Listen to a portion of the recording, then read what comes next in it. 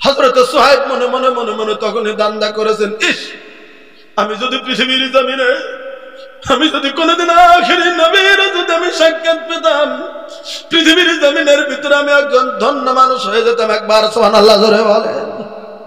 কে চান না একটা বড় মানুষের সঙ্গে দুটি কথা বলতে? কে চান না?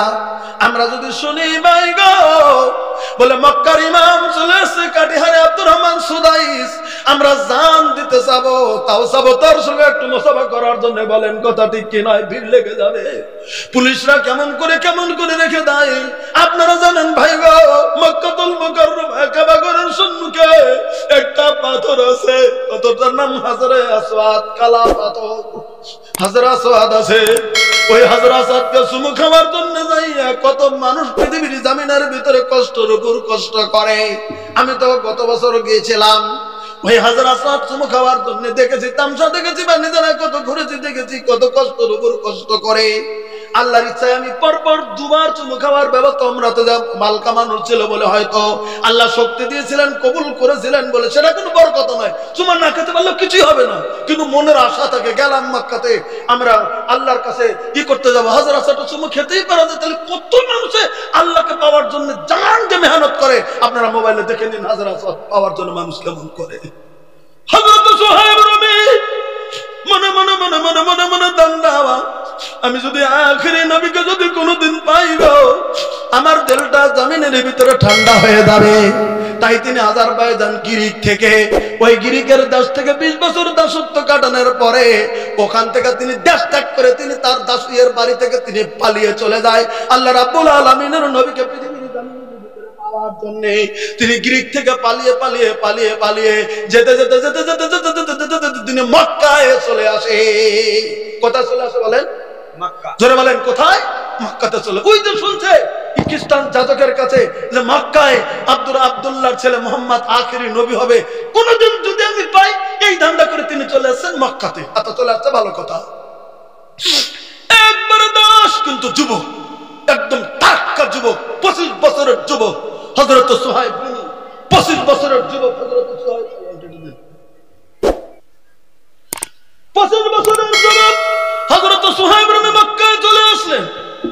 এখানে আব্দুল্লাহ বিন জুদান, নামটা মনে রাখবেন, আব্দুল্লাহ বিন জুদান একটা লোক ছিল মক্কার কুরাইশদের নেতা। আবু জাহেল আবুল হাব যেমন ছিল, তেমন আব্দুল্লাহ বিন জুদান ছিল মক্কার কুরাইশদের একজন বড় নেতা। আব্দুল্লাহ বিন জুদানের বাড়িতে উঠলেন। আব্দুল্লাহ বিন জুদান দেখলেন একটা তীক্ষ্ণশালী একটা ব্রেনি ছেলে গ্রিক থেকে চলে এসেছে। আরবি ভাষা ভুলেই গেছে, কারণ 20 বছর গ্রিকের দেশে দেখেছে, ওই ভাষাগুলি মুখস্থ করে। তবুও তিনি চলে এসেছেন, কারণ বাগদাদ আর দেশ ছিল জমিনের ভিতরে আরবের লোক, তাই তিনি চলে আসলেন মক্কাতে। আব্দুল্লাহ বিন জুদানের বাড়িতে থেকে থেকে থেকে থেকে তার ব্যবসার দেখাশোনা করে করে করে করে মুনাফা হয়ে হয়ে হয়ে মক্কার ভিতরে একজন ধনী ব্যক্তিতে পরিণত হয়ে গেছে। আরেকবার সুবহানাল্লাহ বলে। এবার আর দাস নাই, এবার একজন ধনী ব্যবসায়ীতে পরিণত হয়ে গেল হযরত সুহাইব রুমি। এবার আসেন,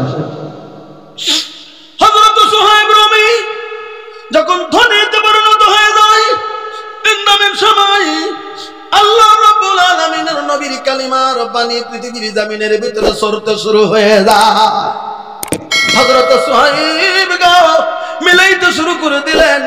আমি গ্রিকের ভিতরে যখন থেকেছিলাম তখন বিশ্ব নবীর কথা শুনেছি, আমি দেখবো মুহাম্মাদের কথা আমি মিলিয়ে দেখবো। আমি যেমন করে খ্রিস্টান যাজকের কথা শুনেছি, তেমন করে এই লোকটার আদর্শ মেলে কি মেলে না। মিলিয়ে মিলিয়ে মিলিয়ে মিলিয়ে দেখলেন আখেরি নবীর যেটা বর্ণনা শুনেছেন, এনার বর্ণনা কি বর্ণনা। তাই তিনি 30-31 নম্বরে আল্লাহ রাব্বুল আলামিনের নবীর কাছে যাইয়া কালেমা গ্রহণ করে তিনি পৃথিবীর জমিনের ভিতরে মুসলমান হয়ে যায়। জোরে একবার সুবহানাল্লাহ বলেন। তিনি যখন পৃথিবীর জমিনে মুসলমান হয়ে গেল, আরবের লোকেরা তখন তার প্রতি কোরআন নজর রাখতে শুরু করে দিল, অত্যাচার করতে শুরু করে দিল। তুমি রুমের মানুষ, তুমি এখানে এসে কালেমা গ্রহণ করে কেন তুমি মুসলমান হয়ে গেলে? কিন্তু হযরত সুহাইব এমন করে দিনের ইয়াকিন গ্রহণ করেছিলেন পৃথিবীর জমিনে, বলতেছেন এই আমাকে তোরা যা মন নাই তাই করস, আমি কালেমা গ্রহণ করেছি, পৃথিবীর জমিনে মুসলমান হয়েছি, ইসলামের কালিমা বিন্দু পরিমাণ আমি পৃথিবীর জমিনের ভিতরে ছেড়ে দিতে রাজি না। আচ্ছা ঠিক আছে, থাকতে শুরু করে দিয়েছেন। আর 3-4 মিনিট লাগবে ঘটনাটা শুনুন, শেষ করছি।